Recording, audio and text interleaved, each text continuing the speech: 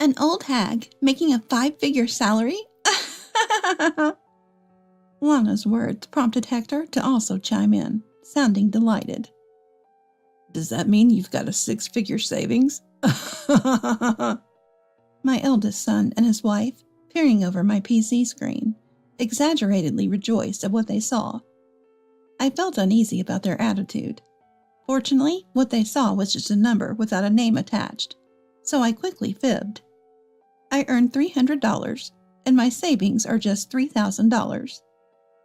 Upon hearing this, the expressions of my eldest son and his wife dropped, and they turned to look at me. It seems they're still somewhat in doubt. I kept up the charade desperately. The stuff you saw earlier, that's just an example of a successful person. Amazing, isn't it?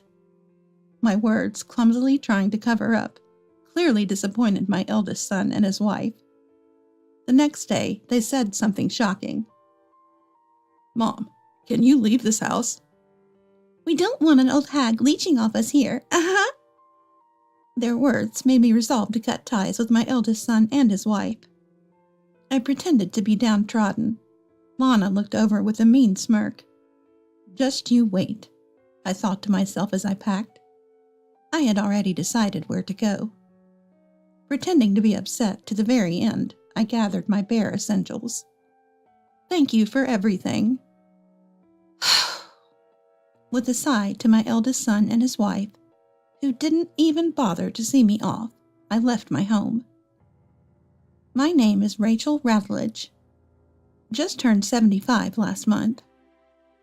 I worked in the editing business until retirement age, living modestly on my pension and retirement fund since. My husband passed away 5 years ago. He was involved in a rear-end collision on the highway. The memory still pains me, bringing tears on many days, but recently I've started to look forward a bit more. We had 2 children. My eldest daughter, now 35, is married and lives with her husband's family.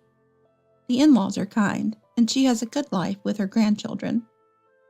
My second child, Hector, my eldest son, was born when I was 45. We considered having only one child since I was already 40 when my daughter was born, but my husband and I both had incomes and wanted more than one child, being only children ourselves. So Hector was conceived after fertility treatments. Hector married a year before my husband passed away. His wife, Lana, is a bit vain, but takes initiative in family events.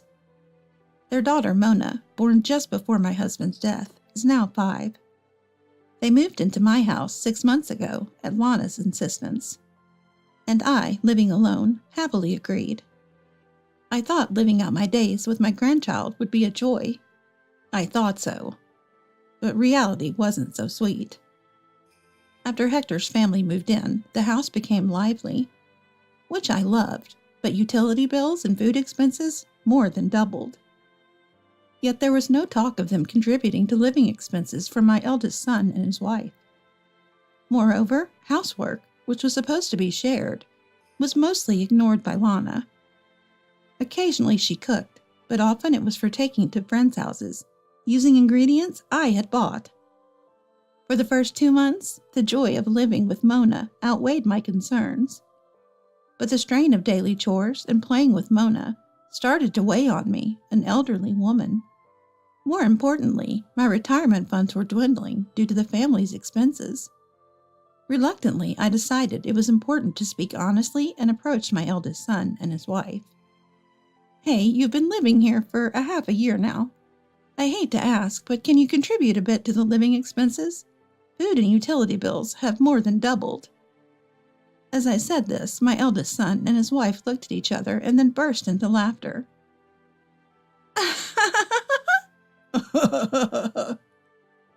Confused, I just tilted my head. Then, Lana, laughing and holding her stomach, replied, Rachel, you're always joking. Asking for living expenses while we're graciously living with you? What kind of wicked mother-in-law are you? Nobody does that these days. No, I'm not joking. As I denied Lana's words, the expressions vanished from the faces of my eldest son and his wife. Then, with a blank expression, Hector quietly said to me, "Mom, are you trying to mooch off your son?" I was so shocked that I couldn't immediately respond. I wasn't mooching. I was just asking for a little help with living expenses. Besides, they both have dual incomes. Lana works part-time, but Hector is a full-time employee at a large corporation. They can't be short of money, yet they acted as if I was the villain for asking. Rachel, I can't believe it. We're working hard for Mona's sake, and you're asking for our money? "I never thought you'd be such a money-grubbing mother." Their harsh words almost brought me to tears, but I couldn't back down now. I persisted and finally got them to agree to contribute $500 a month. It's nowhere near enough to cover the increased expenses, but I decided to be grateful for anything. Since then, Lana has repeatedly called me wicked.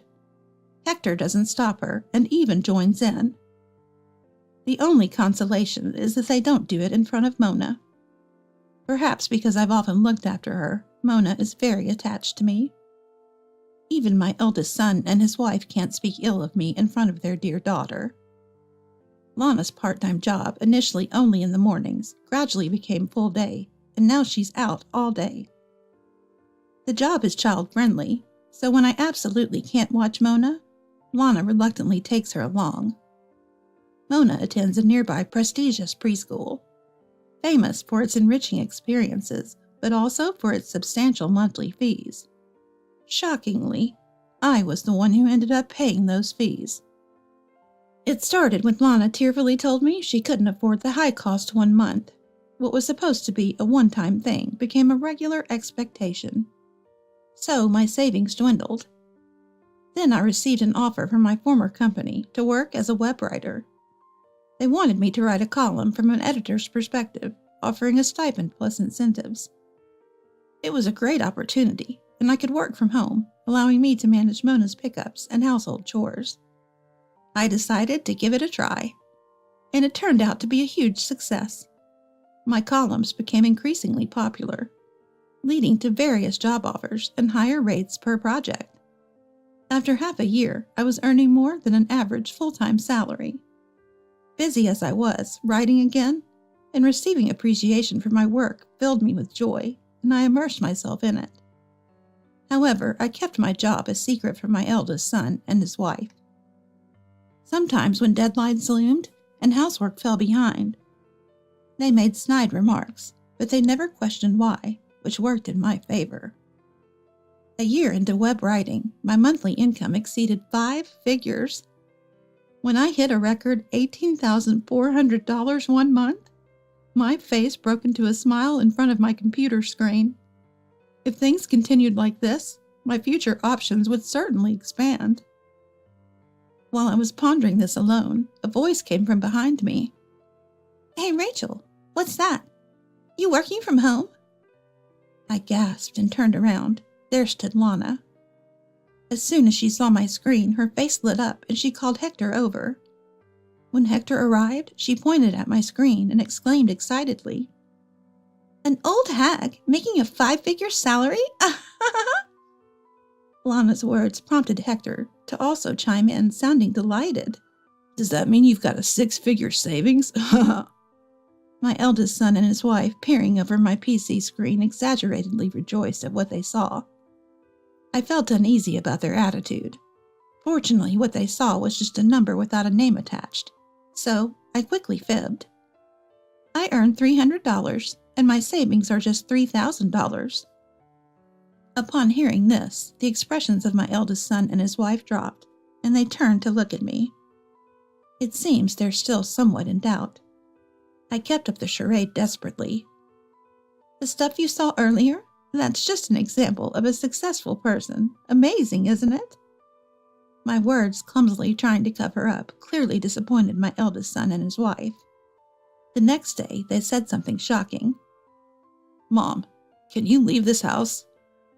"We don't want an old hag leeching off us here." Their words made me resolve to cut ties with my eldest son and his wife.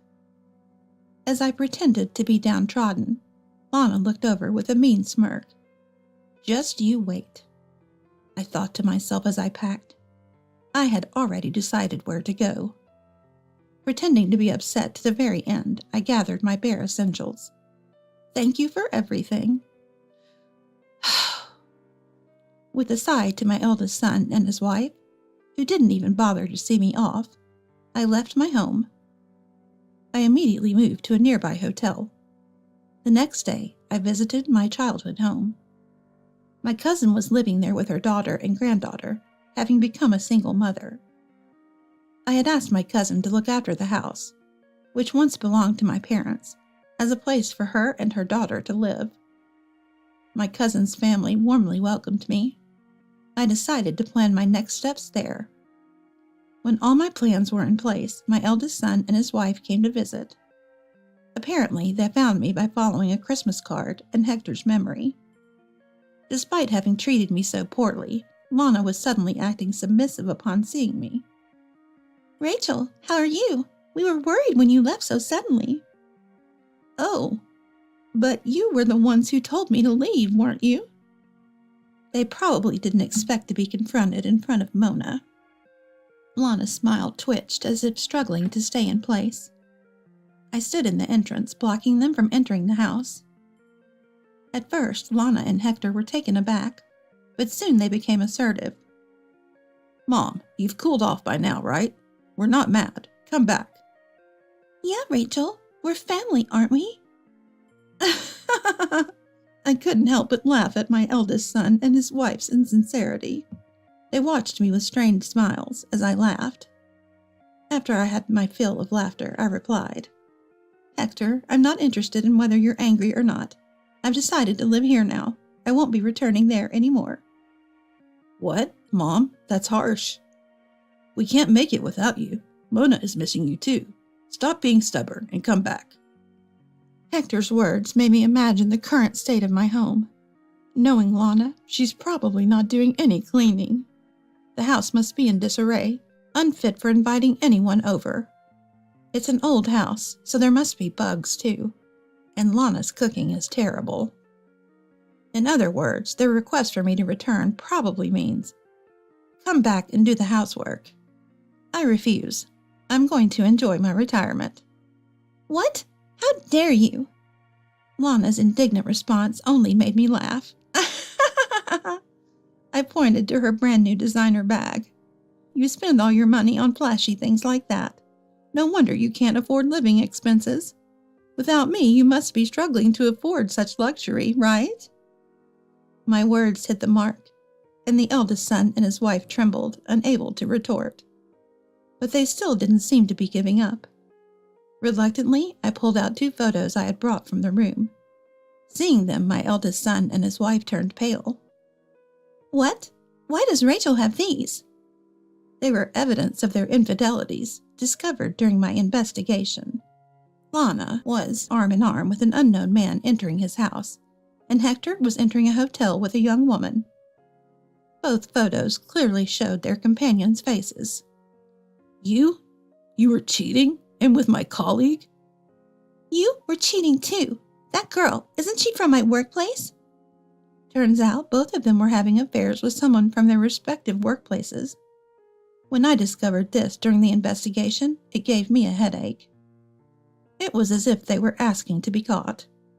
I held the photos between my fingers, shaking them slightly as I laughed. Affairs with colleagues, how impressive. Or rather, being so engrossed with someone else when you're married is just low. My words made the eldest son and his wife shudder. They seemed to be aware that they had done something wrong. I handed them the photos as a parting gift. Their expressions were a mix of emotions. Then I decided to give them another surprise. Actually, I've invited some people over today. Some people? As Hector tilted his head in confusion, I exaggeratedly called out over the fence. Burke, Agnes, please come over. Dad? Mom? Lana's shocked voice echoed in front of the house. I barely held back my laughter as I guided Lana's parents to stand beside me. Lana's parents looked stiff, their faces beyond pale. I've explained the whole situation to Lana's parents. Lana, what have you done? disrespecting your husband's mother, and even driving her out of her own house, and an affair, too. Shame on you." Lana recoiled at her father Burke's furious outburst. I only let Mona enter the house. I didn't want to expose her to any more adult conflicts. "It's not like that, Dad. She said she would give us the house." "What do you mean? It's not like that. You don't refer to your mother-in-law as this person in normal circumstances." Beside the enraged Burke, Lana's mother Agnes stood with an expressionless face. She must be extremely upset. Despite her expressionless face, Agnes's clenched fists were shaking with tension. Lana, oblivious to her mother's state, sought help. "Mom, you understand, right? I haven't done anything wrong. It's all a misunderstanding." "Misunderstanding? Indeed, we misunderstood you. We knew we spoiled our only daughter. But we thought we had instilled enough education in you not to be an embarrassment in public. But it seems we were mistaken. A child who can cause trouble for others without remorse." Agnes said this and glared sharply at Lana. Lana let out a small scream and stepped back. Then Agnes raised her voice. "I'll correct your rotten attitudes, both of you. You're moving in with us. Don't think it'll be easy." "Huh?" Hector shrieked at Agnes's ferocity, and for good reason. Agnes is actually a judo teacher, so living with her meant mandatory participation in judo practice. Lana had once said she left home right after getting a job because she disliked it. Caught off guard by these developments, the eldest son and his wife stood dumbfounded. Then I decided to reveal the truth. "By the way, the income you saw on my screen before kicking me out, that's actually mine." "What?" Lana looked at me, more shocked than ever. I almost laughed, but managed to hold it back. Hector looked doubtful, then half smiled. "Mom, are you just being a sore loser now? You said you had no income, right? And there wasn't much left in the bank book either." I didn't know when they had seen my bank book, but Hector said this with a smug look. I sighed exaggeratedly and gave them my response. "Obviously, I wouldn't keep a large sum where you can find it. It's obvious you'd try to take it." "What? Then where is it?" Hector raised his voice, and I showed him my mobile phone screen. It displayed my online banking account. "See my online bank? It says deposit here. My income is now over 5 times what Hector makes." Hector was speechless. But Lana, who had been stunned, quickly thought of something and began apologizing to me with a sly smile. "Rachel, I'm sorry for everything. I realize now that we've been able to live thanks to you. So why don't we go back to that house and live as a family?" Hector, regaining his senses, joined in the apology. But I couldn't accept such an insincere, money-driven apology. I was about to point this out when a voice came from behind me. "Dad, Mom, please don't bully Grandma anymore." I turned to see Mona, her face red and tears in her eyes, standing behind me. She was bravely expressing her anger in her small body, and my eldest son and his wife were shocked, but quickly began to argue. "That's not it, Mona. We're just asking Grandma to help us because she has a lot of money. For your sake." "Yeah, Mona. Didn't you say you wanted a piano? Grandma's going to buy you a big one." I sighed at my eldest son and his wife's selfish reasoning. They thought they had fooled Mona, but it clearly hadn't worked. "I don't want a piano," Mona screamed, her voice breaking into sobs. "Dad and Mom, you always received kindness from Grandma, but all you do is badmouth her. My teacher said that people who constantly speak ill of others go to hell. Do you want to go to hell, Dad and Mom? I don't. I want all the people I love to go to heaven." Lana broke down crying at Mona's words, and Hector awkwardly turned his face away. I hugged Mona and reassured her. "It's okay, Mona. When Dad and Mom live with their grandparents, they'll become good people and go to heaven." Agnes nodded at my words. Mona, smiling broadly at this, left the entrance, took her parents' hands, and went back to Lana's parents' house. Later on, Lana's family moved into her parents' house. Both were being trained daily at the practice ground, correcting their lifestyle habits and fickle hearts. Hector, who was not fond of physical exercise, was getting thoroughly trained, often coming home with bruises. Mona, who had always wanted to learn judo, seemed to be enjoying it every day. On the day of their move, Agnes sold all the luxury bags and other items, using the money for living expenses, and planned to split any further costs equally. The living expenses I had been paying were being deducted from the money they owed and paid into Lana's parents' household fund each month. I didn't need the money, so I decided to save it all for Mona's use. After that, I sold my house and moved back to my childhood home. My cousin and her daughter and granddaughter welcomed me warmly, and I'm enjoying a comfortable life.